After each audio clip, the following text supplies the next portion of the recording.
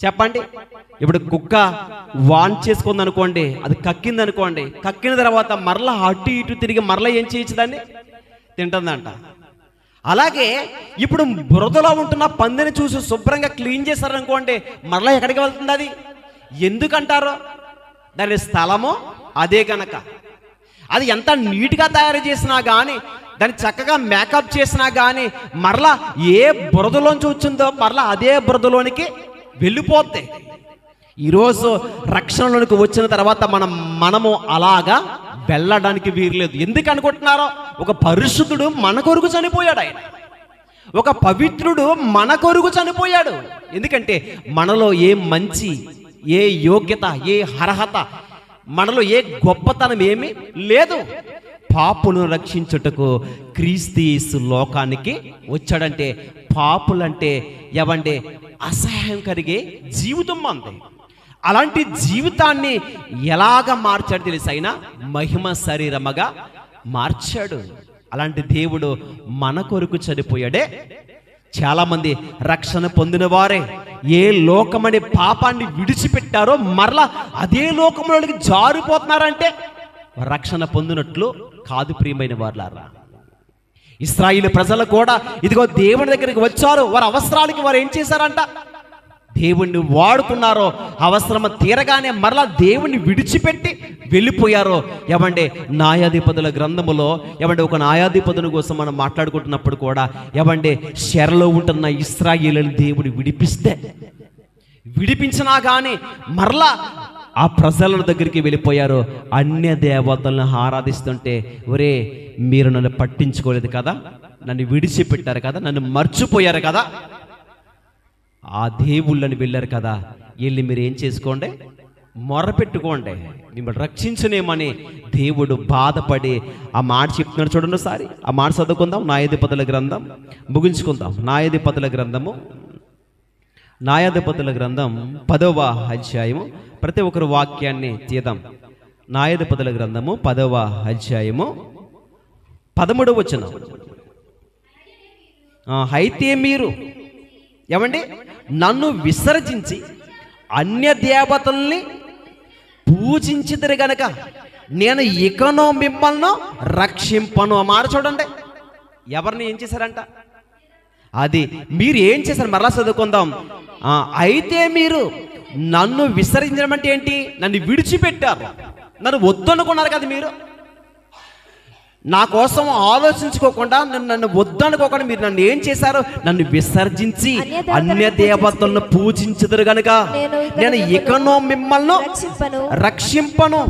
మీరు పోయి మీరు కోరుకున్న దేవతలకు మొర్ర పెట్టుకునడి. రాగండి. ఏమన్నాడు ఆయన? మీరు నన్ను విడిచిపెట్టారు కదా, నన్ను వద్దనుకున్నారు కదా, నన్ను విడిచిపెట్టారు కదా, ఇదిగో ఇప్పుడు మీకు కష్టం వచ్చింది, మీకు బాధ వచ్చింది, అదిగో ఆ దేవత మిమ్మల్ని ఏమో రక్షిస్తుంది కాదని మీరు వెళ్ళారు కదా, మీకు కష్టం వచ్చింది కదా. ఇప్పుడు శత్రువులందరూ ఏం చేస్తున్నారు? వీళ్ళని ఇప్పుడు అణగొడుతున్నారు అన్నమాట. అప్పుడు బాధ వచ్చింది వీళ్ళకి. బాధ వచ్చినప్పుడు, కష్టం వచ్చినప్పుడు ఇదిగో దేవుని దగ్గరికి వచ్చి మొర్ర పెట్టడానికి వస్తున్నారు. ఇదిగో నేను మిమ్మల్ని రక్షింపను. వీళ్ళు మీరు ఏం చేయాలి? అది మీరు ఏం చేసుకోండి, మొర్ర పెట్టుకోండి. చదువుదాం. పోయి మీరు అది ఏం చేశారంట? వాళ్ళు కోరుకున్నారంట. దేన్ని? అది మాకు ఫలానది కావాలి, ఫలానది కావాలని వారు ఏం చేశారు? ఈరోజు కూడా మనకి శాంతి, సమాధానాలు, నెమ్మదులు లేకపోతే ప్రార్థించినా కానీ కొన్ని సందర్భాల్లో దేవుడు కార్యాన్ని ఎందుకు చేయడంటే ఏమంటే మనం సరిగా లేకపోవడం బట్టి, సరైన నడవడక మనం నడవలేకపోవడం బట్టి దేవుని దగ్గర కొన్ని సందర్భాల్లో మనకి ఏం రాదో? ప్రార్థనకి జవాబు అన్నదే రాదు. అందుకే మీరు చేసే ప్రార్థన మీకును ఆయనకి మధ్యలో అడ్డుబండగా ఉందంట. ఏంటది? పాపం. అందుకే దేవునికి విరోధముగా ఉండకూడదని ఈ మాటలను బట్టి మనం చాలా జాగ్రత్తగా ఆలోచించాలి. ఎందుకంటే వారు అంటున్నారు, దేవుడు చెప్తున్న మాట స్వయంగా దేవుడే మాట్లాడుతున్నారు. పోయి మీరు కోరుకునిన దేవతలకు మొర్ర పెట్టుకునడి, మీ శ్రమ కాలమున అవి మిమ్మల్ని రక్షించునేమో. అంటే మీరు శ్రమలో ఉన్నప్పుడు, బాధలో ఉన్నప్పుడు నేను రక్షించానే, కానీ ఇప్పుడు వాళ్ళకు ఏమొచ్చింది చెప్పండి? శ్రమ వచ్చిందా లేదా? ఎలా వచ్చిందని మనం ఆలోచిస్తారా? ఓసారి పైనుంచి మనం చదువుకున్నట్లయితే కనుక ఆలోచిద్దాం. ఒకసారి 8వ వచనం చదవండి. వారు ఆ ఆ ఆ ఆ ఆ అది ఎన్ని సంవత్సరాలు అంట అండి? అది 18 సంవత్సరాలు ఏం చేశారంట? అనగగొట్టి రెండు ఇక్కడ ఒకటి ఏం చేశారు? అనగొట్టారు, ఇంకోటి చెదగొట్టారు. దీన్ని ఏమంటారు? ఒకసారి ఆలోచించండి కదా. అనగొట్టడం వేరు, అనగొట్టి చెదగొట్టడం అంటే ఇంకా అనిసివేశారన్నమాట. అయ్యి బాబో మేము తట్టుకోలేము ఇంకా. ప్రభువా ఏదో నువ్వు లేవు కదా అనుకున్నాం, కానీ ఇదిగో మాకు వచ్చింది ఇప్పుడు కష్టం కదా. దేవుని విడిచిపెడితే ఏమైనా మా జీవితాలు బాగుపడతాయి చెప్పండి ప్రియమైన వాళ్ళారా? బాగుపడ. నేను చెప్పడం కాదు, కానీ దేవుడే మాట నాకు వేరుగా ఉండి మీరు ఏం చేయలేరు అంటున్నాడు ఆయన. నాకు వేరుగా ఉండి ఏమండి, సృష్టికర్తని విడిచిపెట్టి సృష్టిని కలగజేసిన దాన్ని ఆరాధిస్తే కదా దేవుని విడిచిపెట్టారో. దేవుని విడిచిపెట్టి అని అంటున్నాడు అనమాట. మీకు మీ శ్రమ కాలమున ఏం చేస్తాయి? మిమ్మల్ని రక్షిస్తాయా? రక్షిస్తేనేమో ఇలా అడగండి, ఇంకా మొరు పెట్టండి.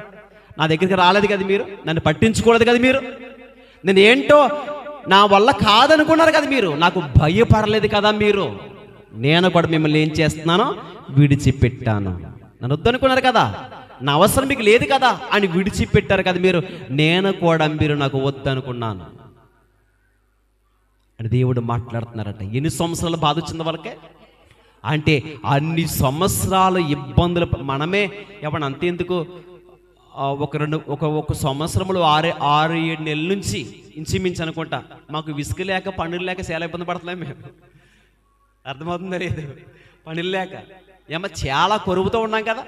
నిజంగా ఇలాగే ఉంటూ తినడానికి ఏమీ లేకుండా అన్ని సంవత్సరాలు ఎలా ఉంటుంది పరిస్థితి చెప్పండి? డైనీసి నీళ్ళని తాగడానికి సిద్ధపడిపోతాం. అలా ఉంటుంది పరిస్థితి కదా. 18 సంవత్సరాలు అంటండి వారిని ఏం చేశారంట? అనగగొట్టి చెదగొట్టారంట. అప్పుడు ఏం చేశారు తెలుసా? 10వ వచనం. అప్పుడు ఇశ్రాయేలీయులు, మేము మీ సన్నిధిని పాపము చేసి ఉన్నాం, మా దేవుని విడిచి బయలును పూజించి ఉన్నామని యెహోవాకు మొర్రపెట్టగా. చూడండి, మొర్ర పెడుతున్నారు. ఇప్పుడు మొర్ర పెడుతుంటే వాళ్ళకి ఏమైనా ఉత్తరం వస్తుందా? జవాబు వస్తుందండి? జవాబు రావట్లేదు. ఎందుకని? నన్ను విడిచిపెట్టారు కాదా అని. దేవుణ్ణి విడిచిపెట్టి ఎంటన వచ్చి ప్రార్థన చేసేంత మాత్రం మనకు జవాబులు ఏమి రావు. విశ్వాసాన్ని దేవుడు ఏం చేస్తాడో పరీక్షిస్తాడో. ఓపిక కలిగి ఉండాలి, నిరీక్షణ కలిగి ఉండాలి, ఎదురు చూడాలి, గోజాడాలి, ఏడవాలి. ఏడ్చి మన హృదయం చాలా పరిశుద్ధముగా దేవుని దృష్టికి ఉంటేనే తప్ప జవాబు అన్నది మనకు త్వరగా రాదు ప్రియమైన వారు. ఏదో సేవకులు వచ్చి ప్రార్థన చేసేంత మాత్రాన్ని వెంటనే అక్కడ అద్భుతం జరగదు. ఎందుకంటే మనము ఒకవేళ దేవునికి హృదయాన్ని ఇవ్వకపోతే ఆ రోజు 18 సంవత్సరాలంట దేవుణ్ణి విడిచిపెట్టి బ్రతికారు. మరి ఎవరు ఆయనకి బలులు అర్పిస్తారో, ఎవరు ఆయన ఆరాధిస్తారో చెప్పండి? ఎవరు మహిమ వస్తుంది? 18 సంవత్సరాలంతా ఎవరిని ఆరాధిస్తున్నారు అనుకోవాలి మనం. ఇప్పుడు నిజంగానికి ఎంత బాధ ఉంటుందో చెప్పండి. ఇప్పుడు మనకి తల్లిదండ్రులు ఉన్నారు కదా. మన తల్లిదండ్రుల్ని మానేసి పక్కవారి దగ్గరికి వెళ్ళి ఒక యాప్లిస్కాయలు, దానంకాయలు, చక్కని భోజనము, అదేదో ఫ్రైడ్ రైస్ వాళ్ళు కండెదురుగా తీసుకెళ్ళి వారికి ఇచ్చామనుకోండి, కన్న తల్లిదండ్రులకి ఎలా ఉంటుంది చెప్పండి? కన్నాది నేను, పోషించింది నేను, పెంచింది నేను కదా. నన్ను మానేసి పక్కోళ్ళకి వెళ్ళి ఇస్తున్నారు అంటే వాళ్ళకి ఎంత బాధ ఉంటుంది? దేవుడు కూడా నిజంగా నన్ను ఆరాధించడం మానేసి కదా, జీవము లేని ఒక విగ్రహాన్ని ఆరాధిస్తున్నావు. దేవుడికి ఎంత కోపం రావాలి? పైగా ఎన్ని సంవత్సరాలు? 18 సంవత్సరాలు. ప్రియమైన వారలారా, ఆ శరలో ఉన్నారో ఆ న్యాయాధిపతి చనిపోగానే, ఏ న్యాయాధిపతి? 10వ వచనం చూడండి, ఆయన పేరు 10 కాదు 3వ వచనం అండి. 3 అతని తర్వాత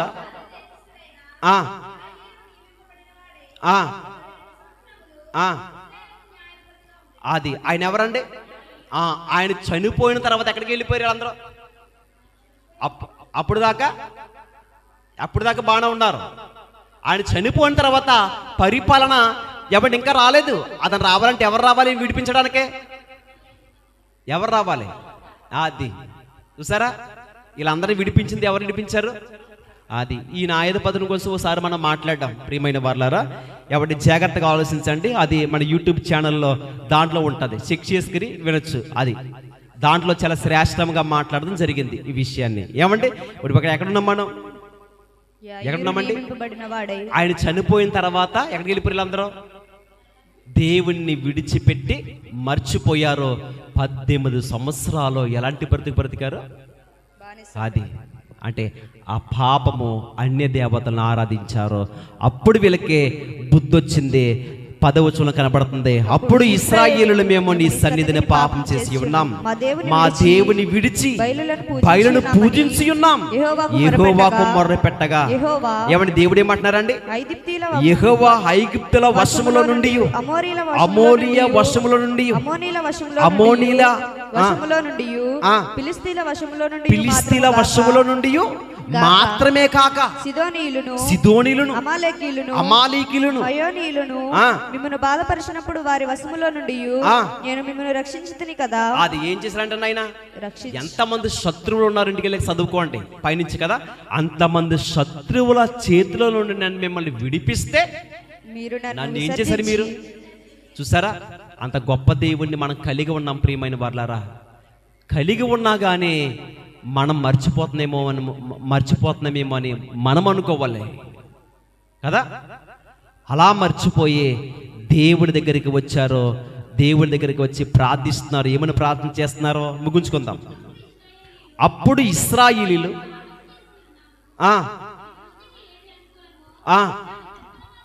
అది ఏమంటున్నారట అండి, మేము నీ దృష్టికి ఏం చేసాం?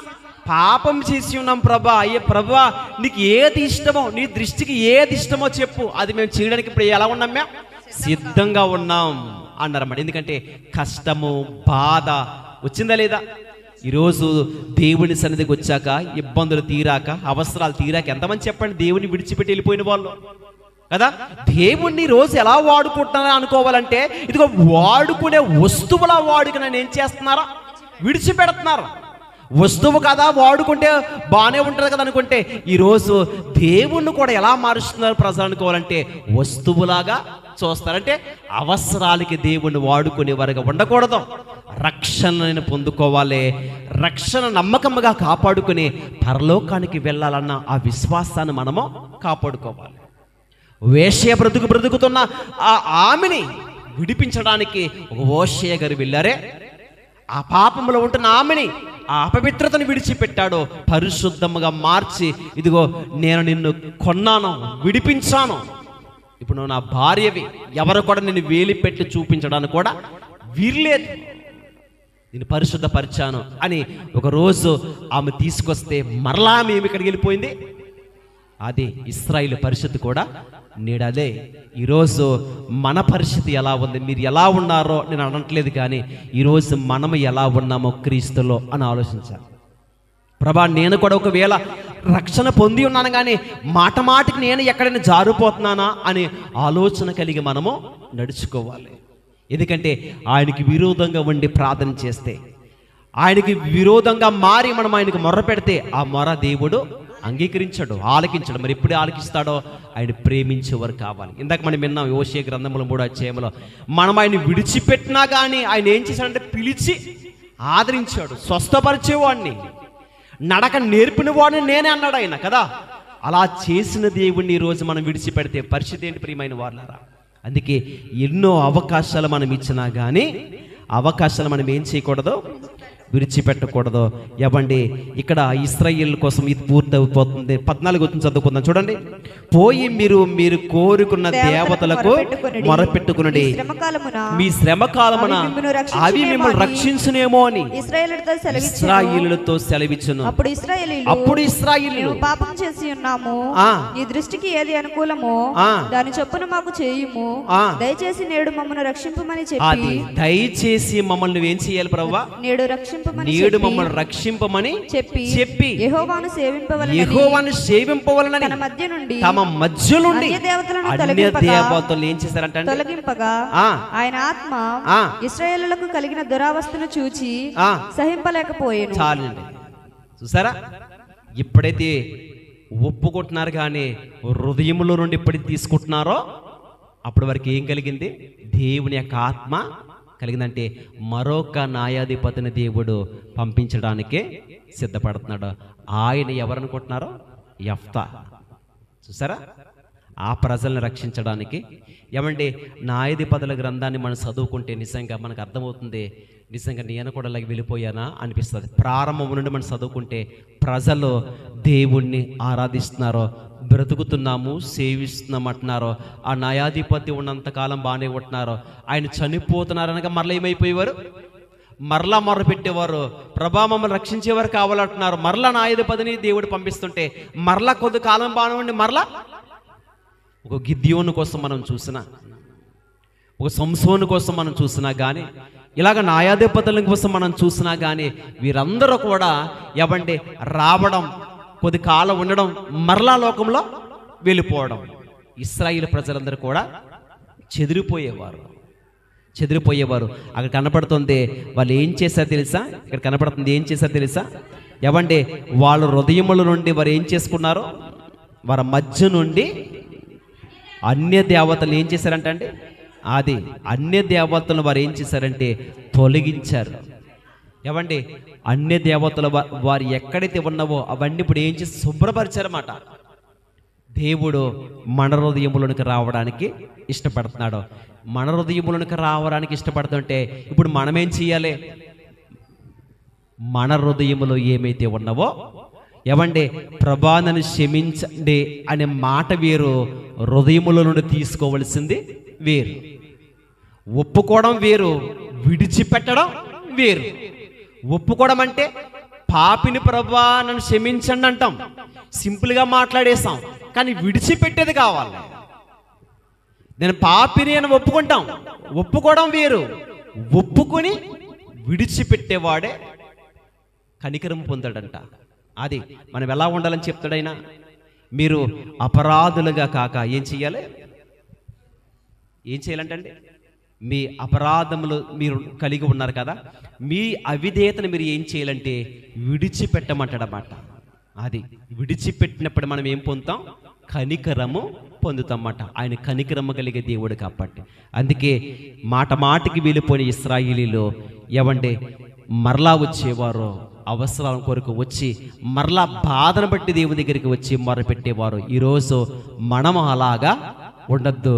రక్షణ పొందిన తర్వాత అది శ్రమైన, ఇబ్బంది అయినా, కష్టమైన, ఏదైనా కానీ దేవుని విడిచిపెట్టకుండా నమ్మకంగా మనం బ్రతికితే మనకి దేవుడు పరలోకాన్ని ఇవ్వడానికి సిద్ధంగా ఉన్నాడు. ప్రియమైన వర్లారా, ఇది అంచు దినాల్లో మనం ఏమవుతున్నాం? బ్రతుకుతున్నాం. ఎప్పుడు ఏ విధముగా మన పరిస్థితులు ఉంటాయో ఎవరికి తెలియని దినాల్లో మనం ఉంటున్నప్పుడు భక్తిని కాపాడుకుందాం, రక్షణ కాపాడుకుందాం. ఇశ్రాయేలీయుల వలె ఉండక ఎలా ఉండాలి? మనం దేవుని సొత్తైన ప్రజలుగా మారి ప్రభు కొరకు నమ్మకముగా ఉండాలి. బాప్తిసం పొంది పరిశుద్ధపరచబడ్డ మరలా కడగబడిన పంది బురదలోనికి వెళ్ళినట్లుగా కడగబడి పరిశుద్ధపరచబడి రక్షణ పొందిన ఒక విశ్వాసి మరలా లోకమనే పాపములోనికి వెళ్ళడానికి వీర్లేదు. ఎవరికి వీర్లేదంటే రక్షణ పొందిన వారు లోకములో కలిసిపోవడానికి వీర్లేదు. కలిసిపోవడానికి కాదు దేవుడు మమ్మల్ని కొనుక్కుంది, తప్పుకుపోవడానికి కాదు. ఆయన సొత్తైన ప్రజలుగా మనం ప్రభు కొరకు నమ్మకంగా బ్రతికి ఆయనతో పాటు ఆయన రాబోతున్నాడు కదా, ఆయనతో పాటు ఆయత్తపడి పరలోకములో ఉండడానికి మన కన్న తండ్రి ఎదురు చూస్తున్నాడు. ఎదురు చూసే దేవుని కొరకు సిద్ధపడదాం, పరిశుద్ధంగా మనం బ్రతిదాం. ప్రార్థన చేసుకుందాం అండి.